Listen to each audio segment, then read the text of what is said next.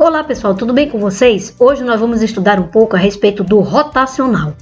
Para que nós possamos entender inicialmente o que seria de fato o rotacional, precisamos nos reportar à teoria do campo vetorial. Nós já vimos que para cada ponto desse campo vetorial associamos um vetor. Então observe que a componente f aqui é uma função que tem a sua horizontal especificada no eixo x, assim como a função g especificada no eixo y.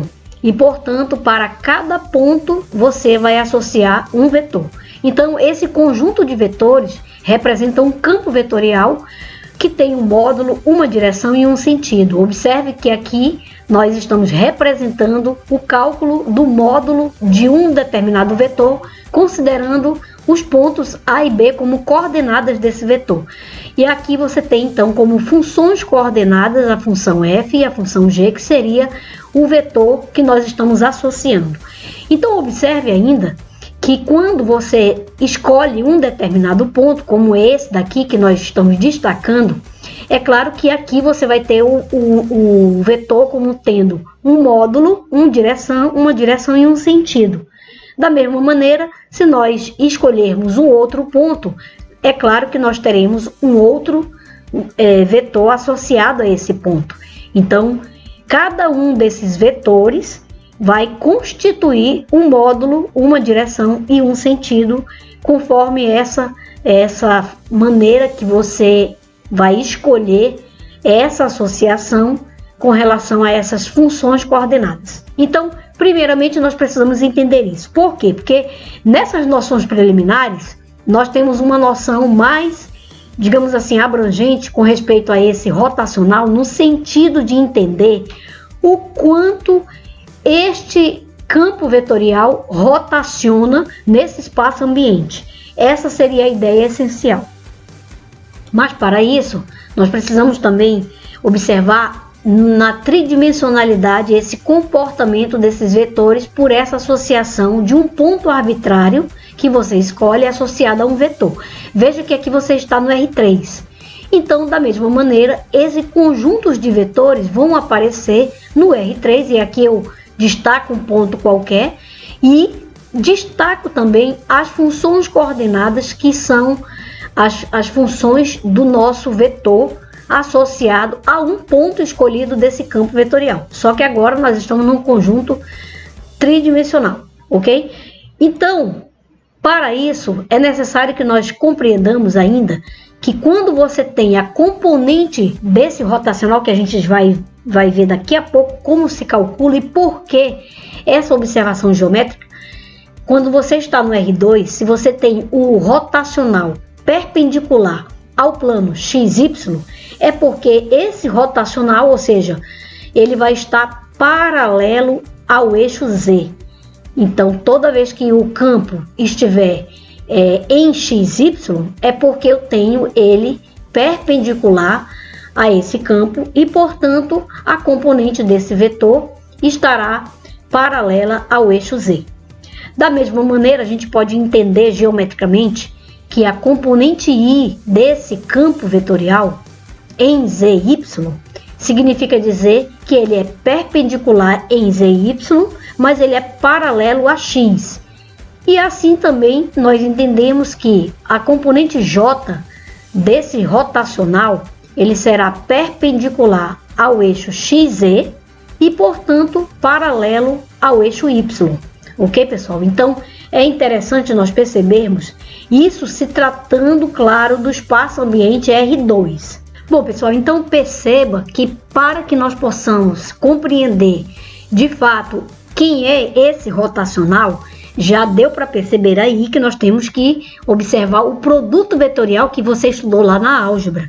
Observe que quando você tem U e V vetores quaisquer no plano bidimensional, naturalmente você tem algumas componentes desse vetor que no seu produto vetorial elas são zeradas, como vocês podem observar aqui.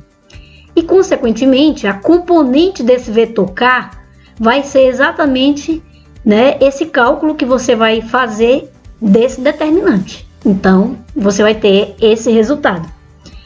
E esse paralelo que eu quero chamar a atenção de vocês, perceberem que agora você está trabalhando com as funções que são as componentes do seu campo vetorial, que é e são as funções f e g e h.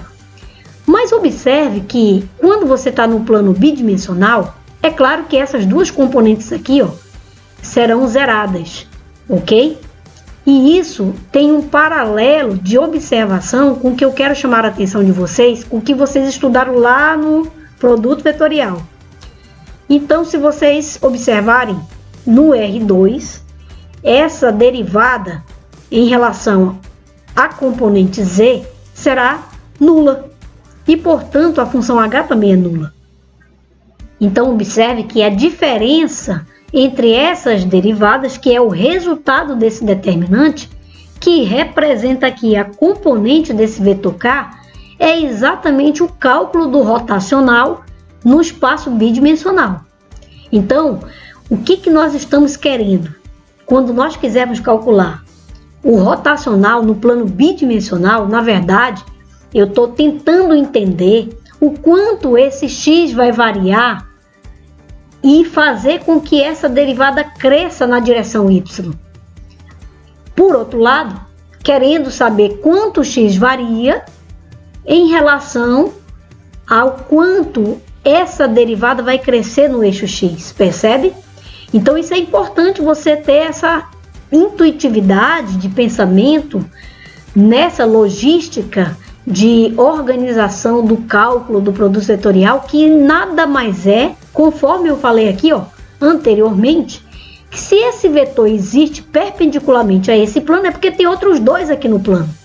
E, portanto, você consegue achar esse vetor que representa o rotacional. Por isso que quando você tem dois vetores quaisquer no plano, você calcula o produto vetorial entre eles e surge um que é perpendicular a ele. Por isso, também ainda chamando a atenção de vocês perceberem que em cada uma dessas condições, você vai ter a componente calculada nesse determinante. Então aqui eu trago a vocês essa forma de vocês relembrarem o porquê que na verdade nós estamos agora trabalhando com uma diferença de derivadas. É exatamente por isso. A minha pergunta é: qual é a relação dessa diferença de derivada com o rotacional, né? Ou seja, qual é a diferença dessas derivadas? O que representa essa diferença? Na verdade, isso quer dizer o tanto quanto esse campo vai estar variando em relação a essa rotação nesse espaço ambiente. Ou seja, se esse campo, né, ele está rotacionando ou não. Então, nós vamos observar que, de fato, o rotacional é uma ideia local. Ok, pessoal? Então, perceba que aqui, quando você tem um campo vetorial e as suas respectivas funções coordenadas, que representam as funções coordenadas do nosso vetor, eu estou interessado em saber, quando eu quero calcular o rotacional desse campo, na verdade, isso no campo bidimensional, pessoal. Na verdade, eu estou querendo saber a diferença entre essas derivadas por aquele motivo anterior que eu coloquei. Então, a pergunta é: essa diferença vai me dar o quê? Vai me dar o quanto esse campo pode rotacionar, ok? Essa é a ideia. Ideia geométrica, né? Agora, se nós olharmos no campo do espaço tridimensional, não é muito diferente, porém, tem um detalhe importante aqui. Novamente, para cada ponto associamos um vetor, só que agora eu estou no R3. Então, cada um desses pontos que vocês podem observar aqui é perceptível de um vetor que tem módulo, direção e sentido. E, portanto, esse vetor que surge aqui é o vetor resultante de como você pode observar as propriedades dele em relação a essa questão das derivadas que vão surgir e, portanto, a diferença entre essas derivadas também aqui no caso do R3, como eu coloquei no R2 também. Tá? Então, o rotacional vai surgir exatamente como resultante dessas componentes que você vai relacionar por cada ponto que você associa a esse vetor. Então isso é importante vocês perceberem esse fato. Então, pessoal, o rotacional no R3, eu olhando esse campo que a gente está relacionando no espaço tridimensional, perceba que agora ele cresce um pouco mais, o nosso vetor, que é o rotacional desse campo, no espaço em 3 dimensões, ok?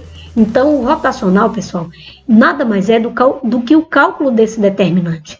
E aí, claro que aqui você vai colocar exatamente as funções que foram dadas no seu campo, F, G e H. Fazendo esse cálculo, você vai ter o rotacional do campo vetorial F, nesse caso, do espaço R3. Agora, observe que anteriormente nós utilizamos aqui a função F, a função G e a função H. Aqui eu já mudei para P, Q e R para nós observarmos essa diversidade na notação.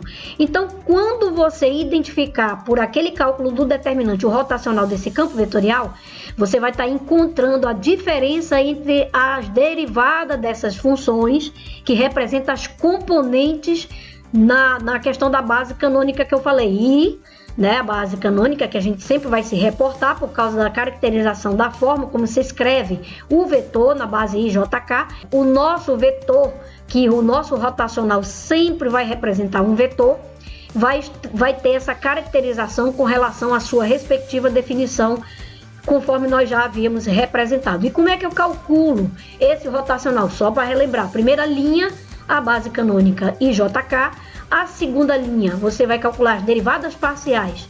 Claro, quem chegar aqui, você vai derivar parcialmente com relação a x, conforme a regra da aplicada à resolução desse determinante.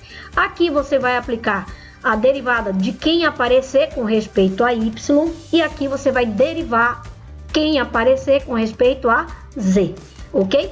E aí é só fazer o cálculo do determinante, que você vai identificar o rotacional do campo vetorial, que você então está relacionando cada ponto desse campo vetorial com relação ao vetor que tem como funções coordenadas F, G, H ou P, Q e R.